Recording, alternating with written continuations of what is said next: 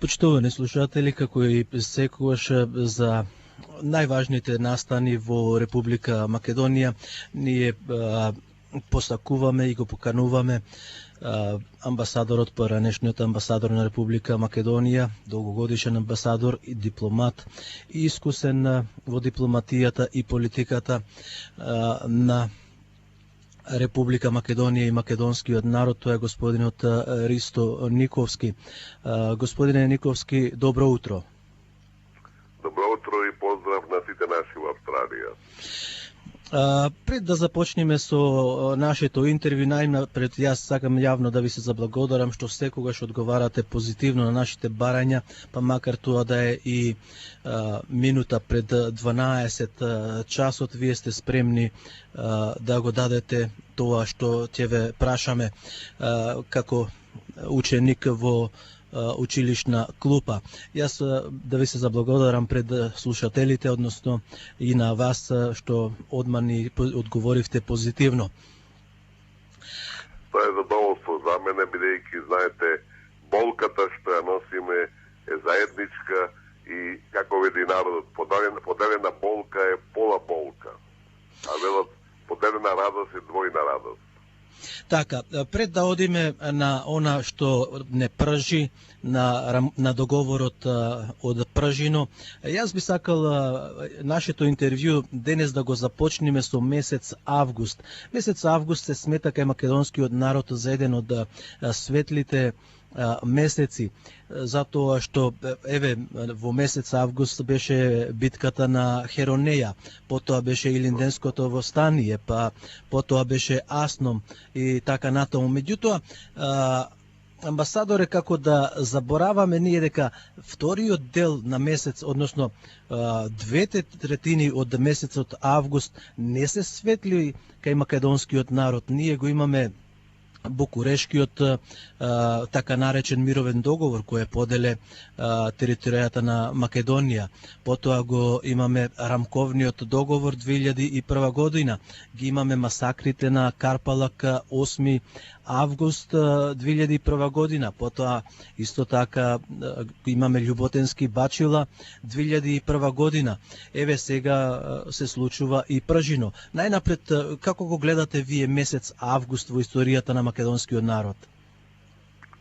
Видите, во целина историскиот и најпозитивниот дел за македонскиот народ кој паѓа во месец август е во секој случај поголем, позначаен, потраен. Меѓутоа, во секој случај исто така не можеме да ги заборавиме овие негативни моменти кои вие ги наведовте. Да спомнеме само тоа дека и Карпалак и Љуботен во 2001 година се дел од војната. И кога зборуваме за Охридскиот договор, ние мораме да нагласиме дека тој е планот Б од војната во 2001 година. Значи, целта на војната беше рушење на Македонија, поделба. Ние не знаеме која беше последната цел, односно финалната цел на таа војна. И кога таа не успе, што е живо чудо, бидејќи ние како држава се усрамивме, ние изгубивме војна од шака терористи, како што ги нарекуваше тогашниот генерален секретар на НАТО Робертсон. И после тоа, кога тоа не успеа, планот Б беше Охридскиот договор. И Карпалак и Љубоденскиот пат беа последниот притисок, разбирате. Тоа се инсценирани работи за да нашите раководители тогашни, од кои дел историјата секако ќе ги оцрни, да го подпишат тој договор, разбирате. И покрај другото беше лансирана на лажна вест, дали во војната прво што се случува е пропагандата, за да се другата страна уништи, беше дека следува напад на Сарај, дека и за неколку дена и Сарај ќе биде освоен од терористите, разбирате. Така да, тоа е се дел од еден комплекс кој мора да се гледа заедно. И ако ние зборуваме за Охридскиот договор, а не кажеме дека е тоа последица на војната и планот Б од војната, не се разбира суштината на тој проблем. Амбасадоре, вие не сте воен офицер, не сте висок офицер, меѓутоа сакам да ве запрашам, се пуштаат ли храбрите војници на еден таков пат неиспитан како што беше Карпалак и Љуботенски Бачила? Кој би ја сносил тука одговорноста за жртвите? Видите, тоа се мали сегменти на целата таа војна 2001 година, Охридски договор и така натака. Мислам, вината за тоа кој ги пуштил не е клучна. Мислам дека има една книга која се уште може да се купи кај нас, веројатно во Австралија нема. Тоа се сведоштата на генералот Панде Петровски, разбирате. Панде Петровски опиша на еден извод кој беше прво пензиониран како генерал, а после тоа и како шеф на генерал штабот и после беше вратен на таа функција и тој убаво објасни дека пред да се случи Карпалак хеликоптерите на НАТО кружеле и чекале да се случи тој настан, дека тука имале джипови на НАТО, така да тоа е све направено во смислено и да не беше, мислам, тие плебските наши борци, разбирате, да не ќе беше нешто друго.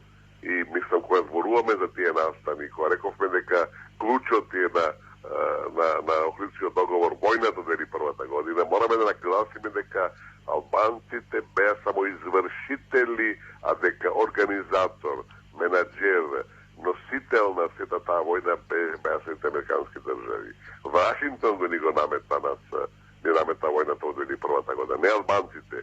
Само тука имаме коинциденција на интересите, кои, нели така, се веќе реалност по распад на Југославија, дека главен партнер на Америка во регионот, на Балканот и во Македонија се албанците. Не Албанија, албанците, разбирате.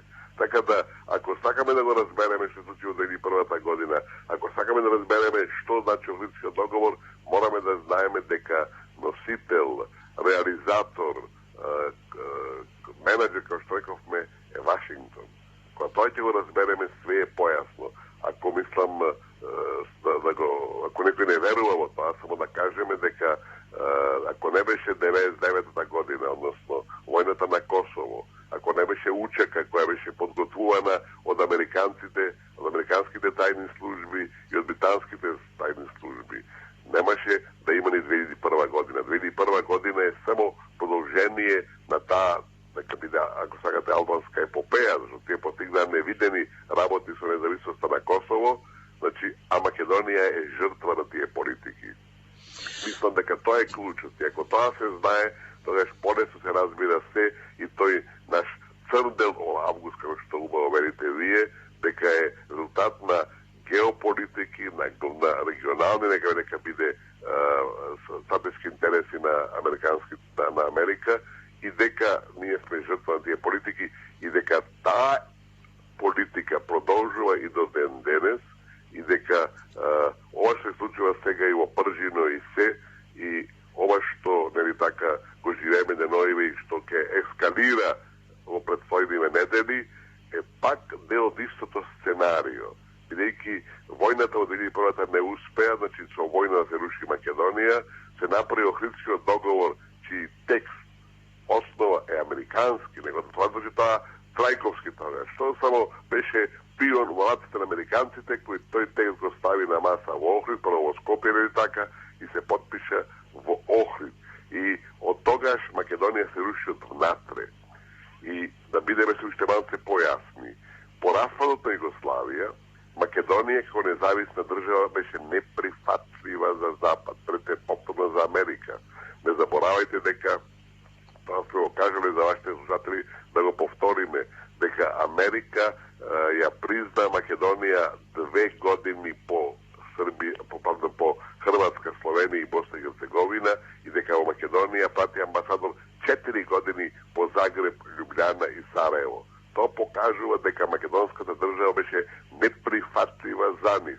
И тај ден денеска е неприфатлива барем во вакво издание како што е со македонците како главен и доминантен народ, како македонска држава.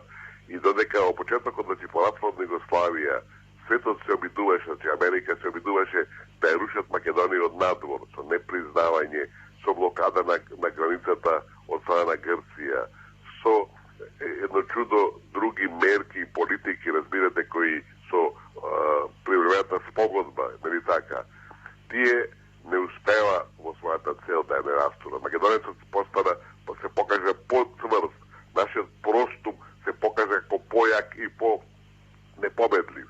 Кога тоа не успеа, значи, следува 2001 година која се обидува американците со помош на албанците да рушат Македонија. И тогаш не успеала. И дори тој рамковен договор кој требаше да покаже државата како нефункционална, не даде резултати очекувани за нив. И сега Пржино и договорот претходен во Скопје, пак повторно че за четирите партии, што е глупост, разбирате. Четирите партии биде решават да се одбијат на земјата. Кои се тие? Се тоа глупости наметати од надвор, безобразници, ако сакате, идиотизми, меѓутоа тоа е реалност. Значи сега е доаѓа најтрагичниот дел во нашата историја, кога се обидуваат да преку македонците ние сами меѓу себе се уништиме. Улогата која игра опозицијата наша во целата оваа афера, ако сакате, е катастрофална. Тие се пиони во рацете на Вашингтон, пред се подпомогнат од Брисел, да се покаже нашата држава како нешто вештачко, како македонскиот народ измислен. Така да, велам, во целата таа траекторија да се разбере нејзината суштина, мора да се гледа тој континуитет. Прво коренот, која е американската политика на сето тоа, второ, обидите да се руши прво со непризнавање, со блокади така натака земјата, трето со албанските учки, односно терористи според Робертсон, и четвртото е ова последен дел тоа сценарио, најстрашниот за нас, бидејќи меѓу себе се уништуваме. Значи, целта е овај со Пржино со све, на македонците меѓу себе се згазат, се уништат, се само не така откажат од самите себе. Од ова ваше објаснување, од ова ваша анализа, и она што го слушаме и читаме од Република Македонија, се уште имаме незадоволни страни. Едни велат аналитичари дека рамковниот договор е мртов, Али Ахмети од друга страна вели дека не е мртов. Едни велат дека е спроведен, турското малцинство вели дека ние воопшто него ни чувствуваме рамковниот договор, дека тоа рамковниот договор е помеѓу македонскиот народ и албанското малцинство. Видите, рамковниот договор во основата е мировен договор, нешто слично на Букурештиот, кој исто така беше катастрофален за македонскиот народ, дека тоа го нагласите и вие. Значи, мировен договор по една срамна војна, која ние уште посрамно ја загубивме. А знаете, мировните договори не се нешто што се спроведува 20 години или 15 години. Ние веќе имаме колку 14 години од тој срамен договор. Значи, тоа се договори за еднократна употреба. И таа еднократна употреба се случи повторно на еден неприфатлив начин со промена на нашиот устав, со една целосна, коренита промена на нашиот устав, која е преврте земјата наопаку, разбирате, и со многу закони за негова имплементација. Велам, поразот ние само го продлабочивме и го проширивме со сето тоа што го направивме и со Брентановиот принцип.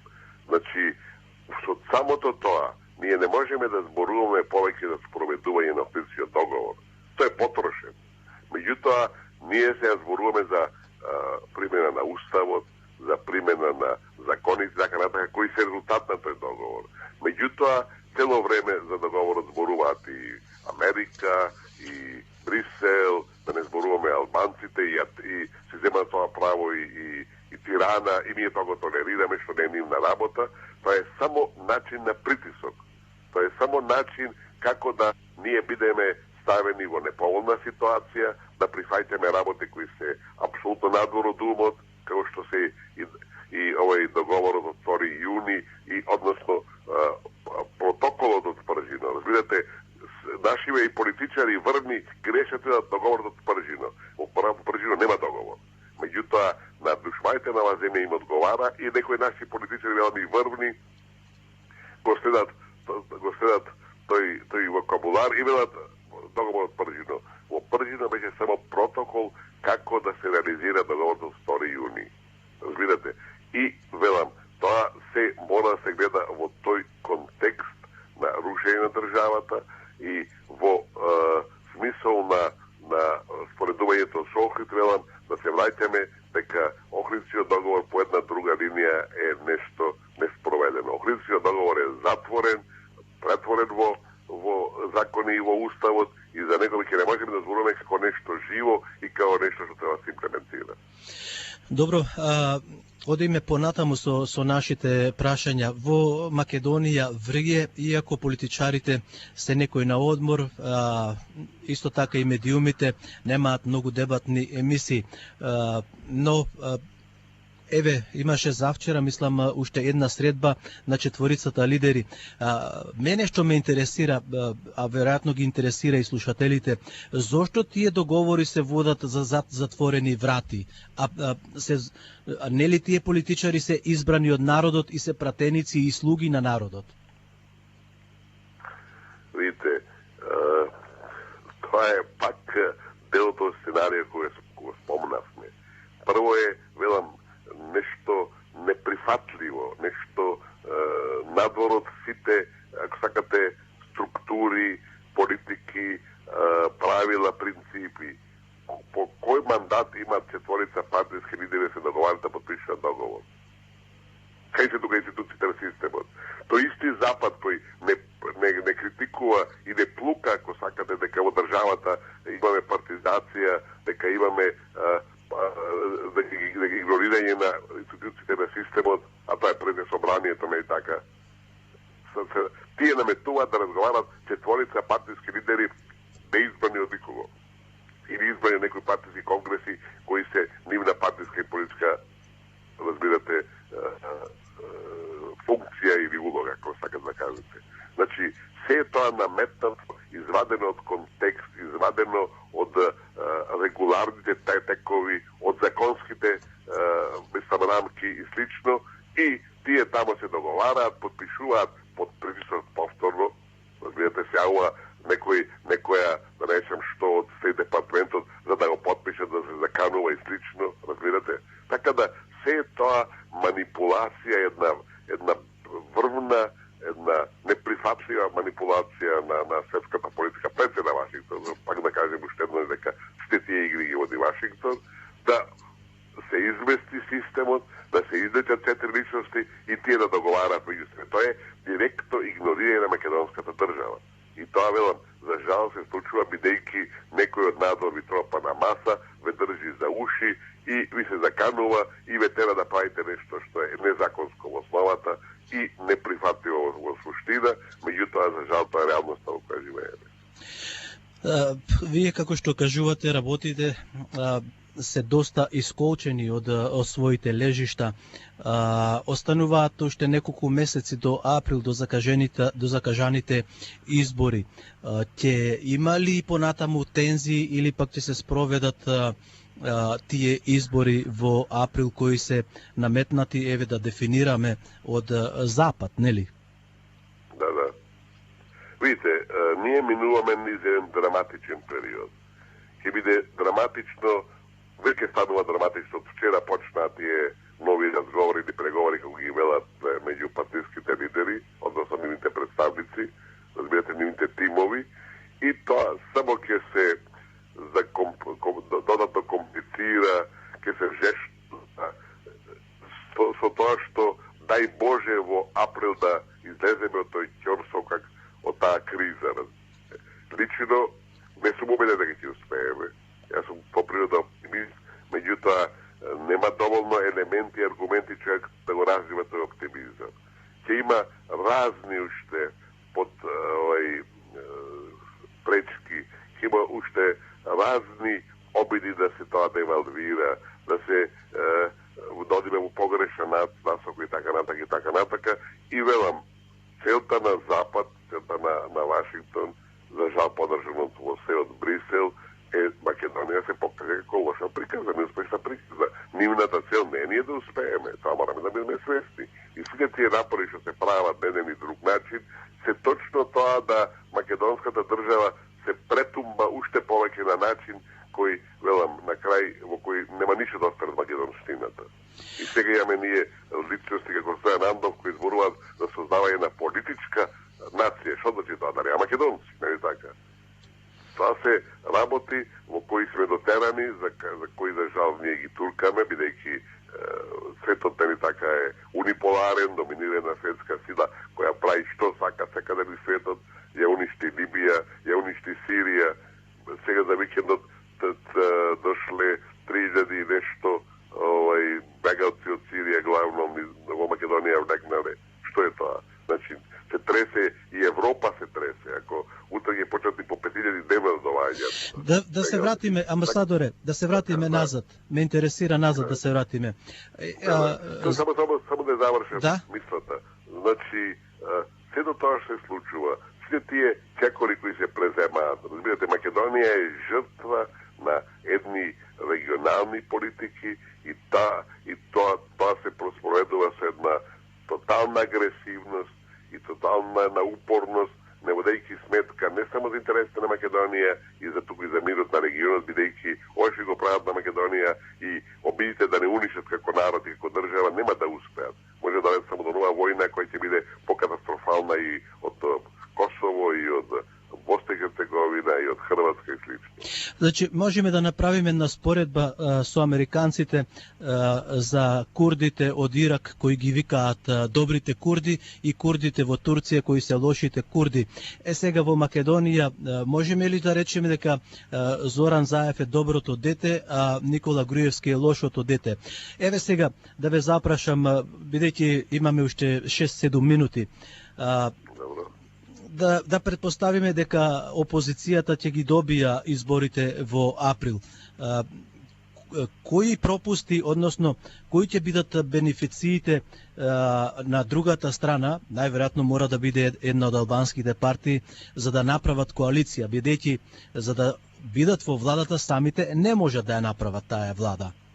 Тие мора да дадат нешто од джепот, односно од Македонија, за да бидат на власт. Видите, веќе рекохме дека најстрашното е од ова што се случува во моментот во Македонија е што судирот е меѓу македонците и што преку македонците се обидуваат западните пред се Вашингтон да ги постигне своите цели. Мислам дека улогата која игра опозицијата во целата ова афера, во сите овие настани, од прислушувањето, сите тие материјали се дадени од ЦИА или ако не се дадени, се организирани, подметнати од ЦИА, разбирате, тоа што преку што почна се тресе државата и да се дестабилизира и режимот и целата држава, нели така, и најавите на лидерите на опозицијата дека се спремни да го виткаат рметот и слично, сето тоа покажува дека се тие спремни да го дадат и што е незамисливо, разбирате. И сето тоа покажува дека тие играат на картата на опозицијата. Знаете, како во фудбалот едневиот бек е слаб, другата страна напаја преку левата страна, нели така? Секој што тоа нормално, тактика, техника, како сакате. Точно тоа нас се случува сега и мислам дека тие обиди да се смени сегашната власт, која се покажа непопустлива, која се покажа, да речем, со некаков инет позитивен во секој случај во случајов, нели така, околу нашето име, околу нашиот идентитет и слично. Сега сите ова се напори да се доведе до промени во кои, како што знаете, кога двајца се караат, третиот користи, а тоа албанската страна, која чека од страна само гледа и само користи. Разбирате, и во тој јунски договор крајно безобразно, крајно неприфатливо